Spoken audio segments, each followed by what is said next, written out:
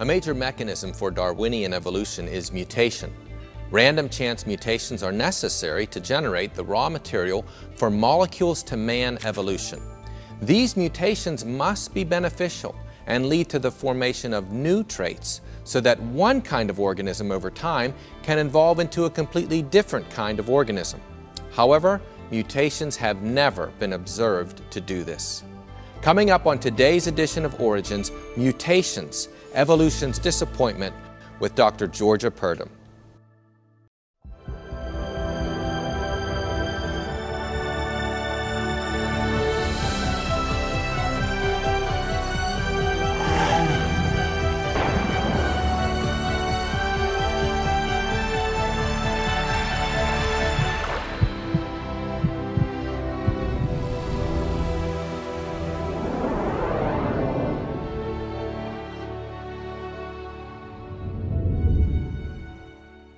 Hello and welcome to Origins. I'm Ray Heipel. It's an honor to be your host today. During this program, we showcase interesting guests who present evidence from science along with other important facts validating the truth of creation and the accuracy of the Bible. Today's guest, Dr. Georgia Purdom, received a PhD in molecular genetics from The Ohio State University. She has won a variety of honors and been a professor of biology. Dr. Purdom has also published research papers in both secular and creation peer-reviewed technical journals. She now serves as Ministry Content Administrator, Speaker, Author, and Researcher for Answers in Genesis in Kentucky. Wow, welcome Dr. Purdom. It's an honor to have you today. Well, it's a pleasure to be here. We're going to be talking about mutations, evolution's disappointment. What is a mutation? What does that mean? Well, a mutation is any really change in the DNA itself. It could be a deletion, it could be an addition, it could be moving part of the DNA around. Lots of things fall into that category of mutation. Everything was created perfect originally, but since the fall, mutations have played a role in changing that DNA. Okay. Well, tell us how we're going to look at this with regard to your program. Well, I think it's really important, anytime that we're looking at the evidence in science and dealing with the issue of creation and evolution, why is it so important to be able to give answers when it comes to science? And one of the verses that I really like is 1 Peter 3:15. But in your heart, set apart Christ as Lord. Always be prepared to give an answer to everyone who asks you to give the reason for the hope that you have. And that is why we give answers in genetics. That's why one of the reasons I'm a creation scientist is because I want to help people understand really what the issues are and to be able to give some basic answers and then help people know maybe where they can get some more information on these things. So the scientists, in effect, they set a lot of the agenda. I mean, they begin to talk about these things and begin to say that this proves either the Bible isn't true or proves something that, in effect, would negate the Bible.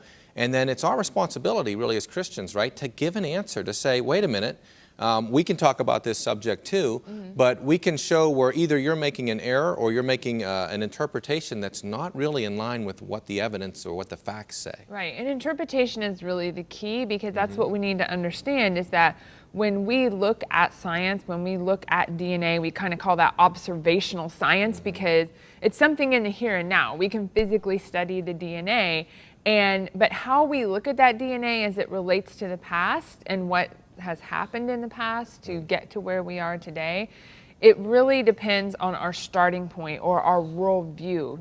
When we really look honestly at the science, at the observational science, we see it confirms God's word. But when we look at it, if you start with an evolutionary perspective, there's certain things you'd expect to see, and you're not seeing those things. There's all kinds of problems, there's all kinds of conflicts, and it doesn't match up with what they believe about the past and how everything came to be.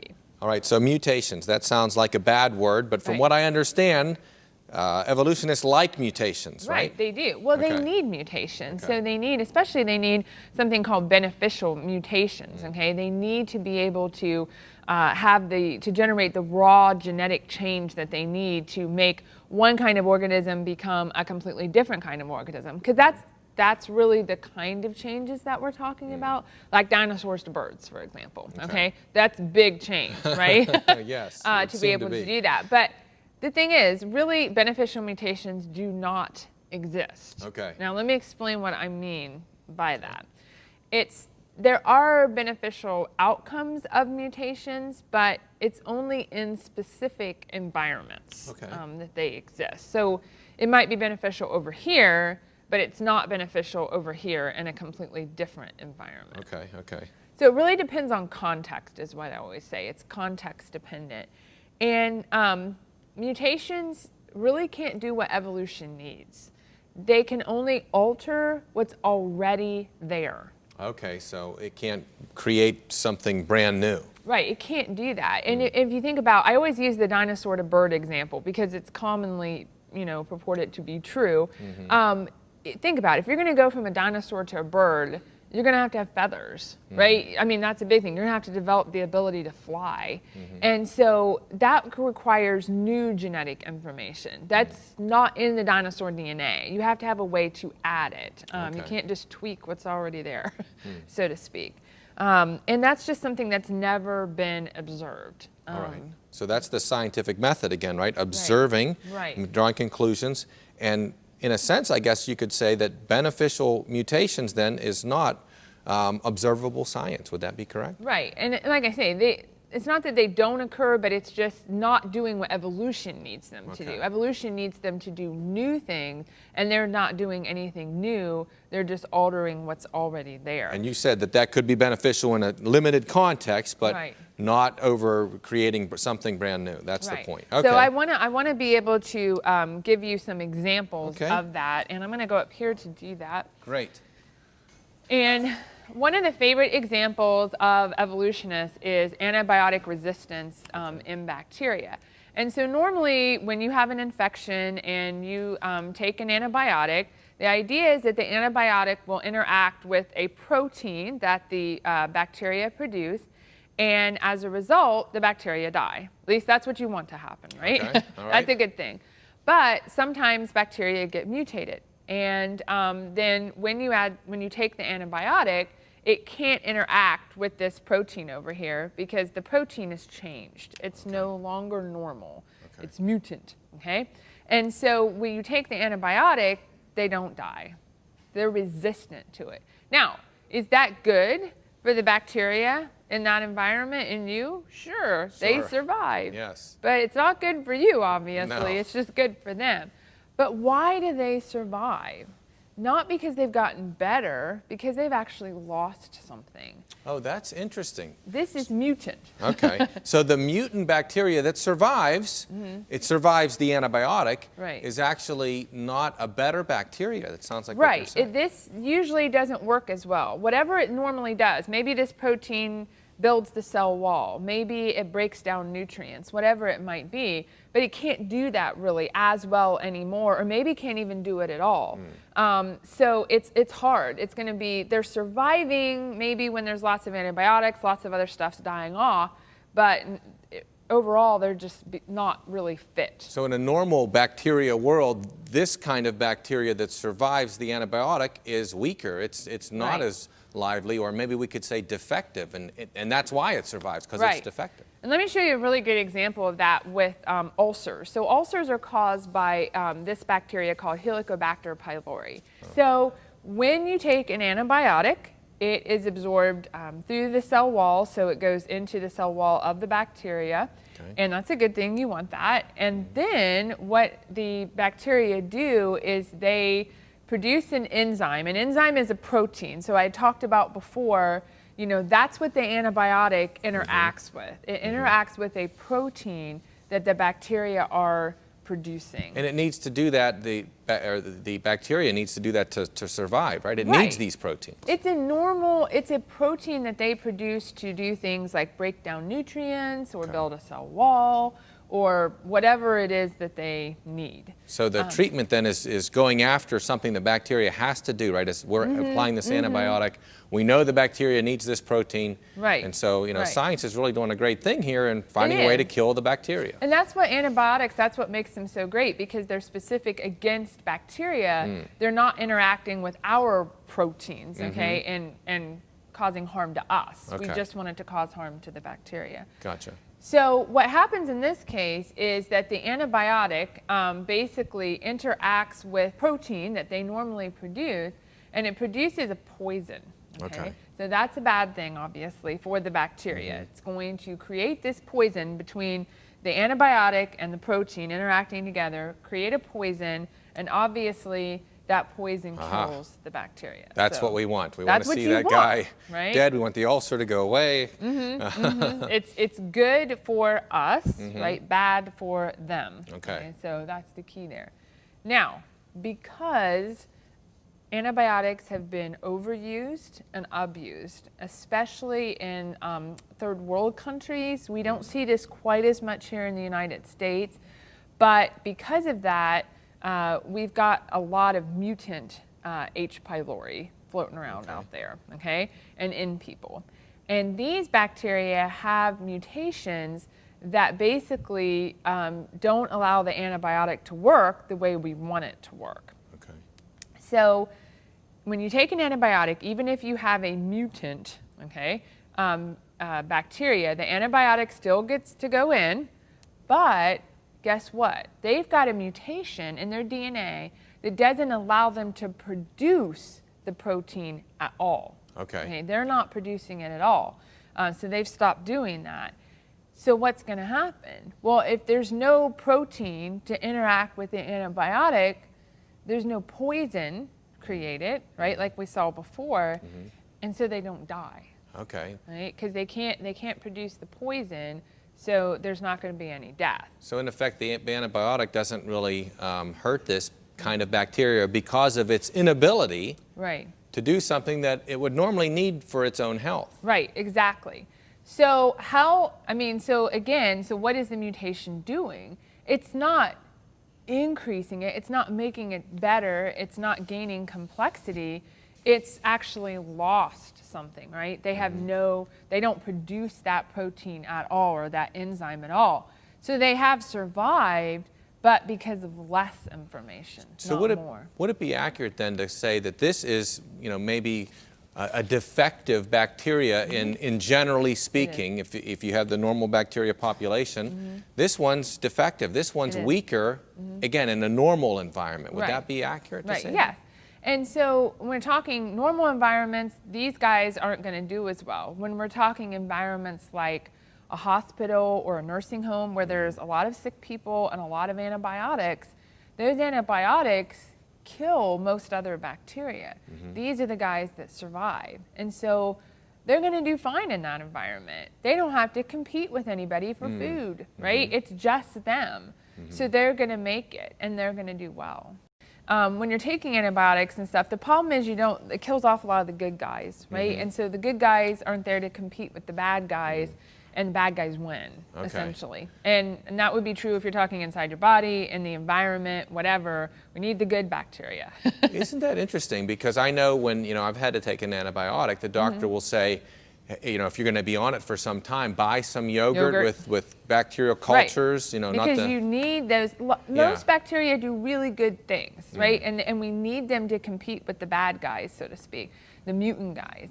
But still, bacteria are still bacteria. They're not gaining the kind of information that they need to be able to go from one kind of organism to another. And so evolution will often say time is the key. Time is not the key. I always say to evolutionists, I'll give you all the time in the world. The problem you have is that you don't have a genetic mechanism to gain. Mutation doesn't do what you need it to do to go from one kind of organism to a completely different kind of organism. It's moving, I always say, the organism staying horizontal, it's not moving vertically, right? Evolution requires an upward movement, a progression, and what we're seeing is just really it's staying on this horizon. We're just getting variation within the bacteria, not the bacteria gaining the information to go to anything else. I don't care how much time. You can give it all the time you want, but it's just going to keep taking steps backwards and not taking those steps forward that you need to be able to go to something completely different.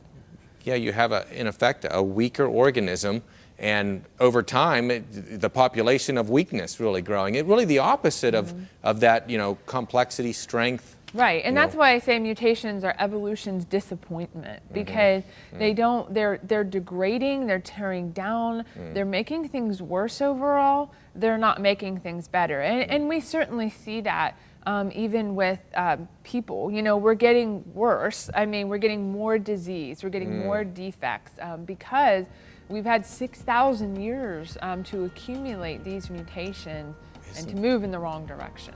Isn't that interesting? So mutations are actually doing the opposite. They're taking us down rather than up. Right. We're going to hold that thought right there. Stay with us. Our subject is mutations. Fascinating stuff. We'll be back after these messages.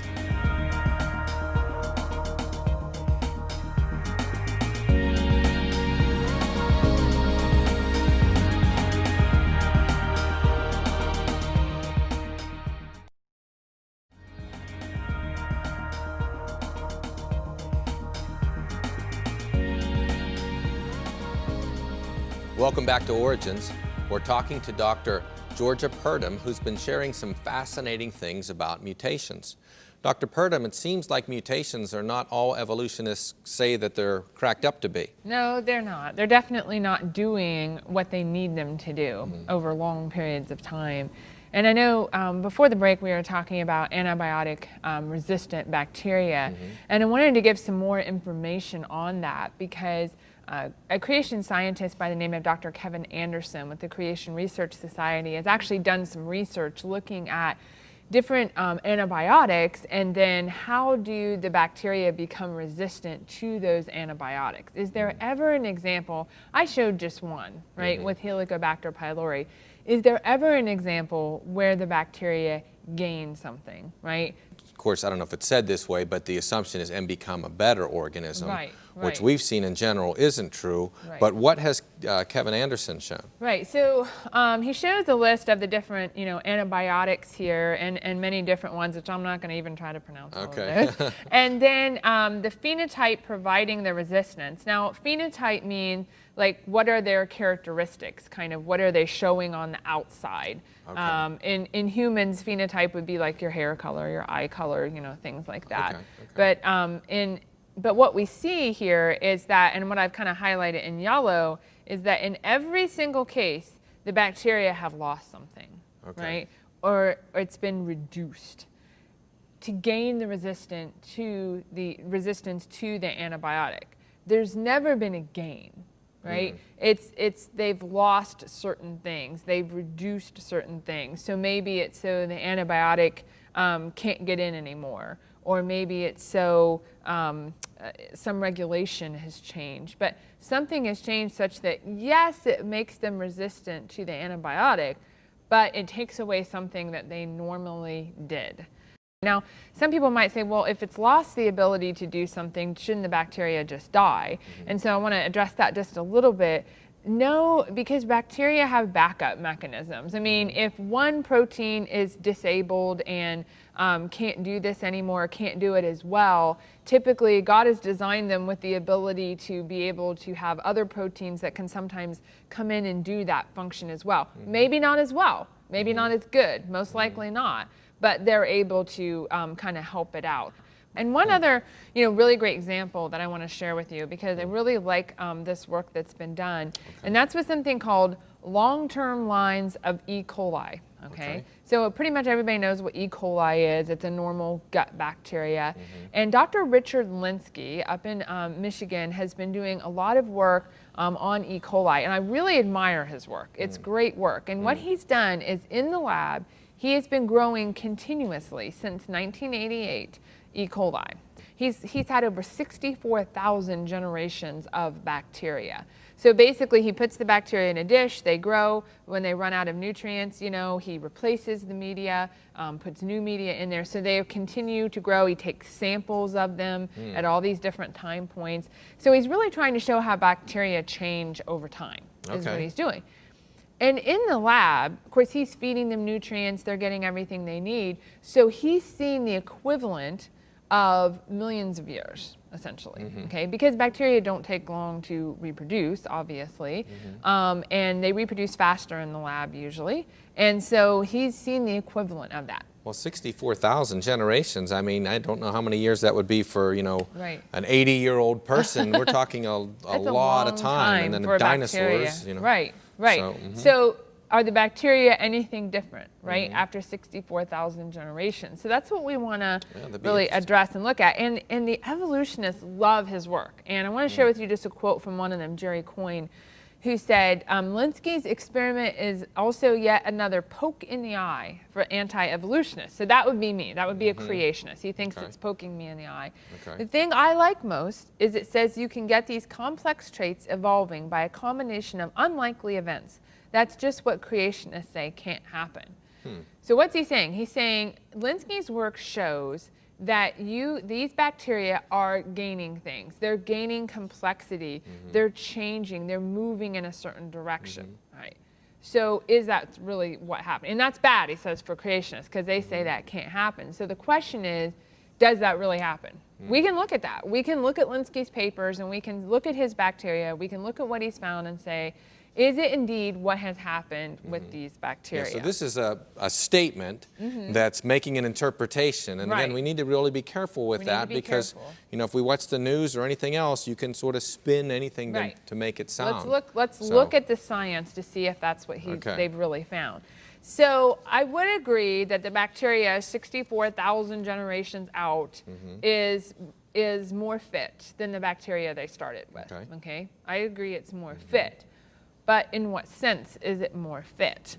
And really, it's more fit to live in the lab due to the loss or reduction of things. Again, no gain, right? Isn't that interesting? So all those generations in the lab, whatever would have been hurting some populations in the lab probably die off or whatever, and the other ones that don't have that are... Right. And see, in the lab, they're losing certain things that you honestly would expect them to lose. So for example, they lose the ability to break down certain sugars because they're never given those sugars. So they don't need that genetic information to do that. So it dies out. Yeah, they don't. So if you get a mutation, they can't break it down anymore. It doesn't matter, right? They don't need that.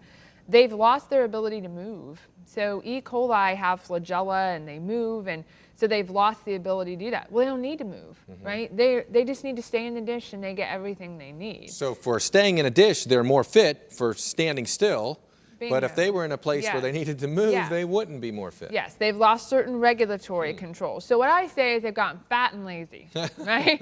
They've gotten more fit to live in the lab. In the lab, that's but the key. Overall, they're not more fit. Okay, and so that really is the problem for them.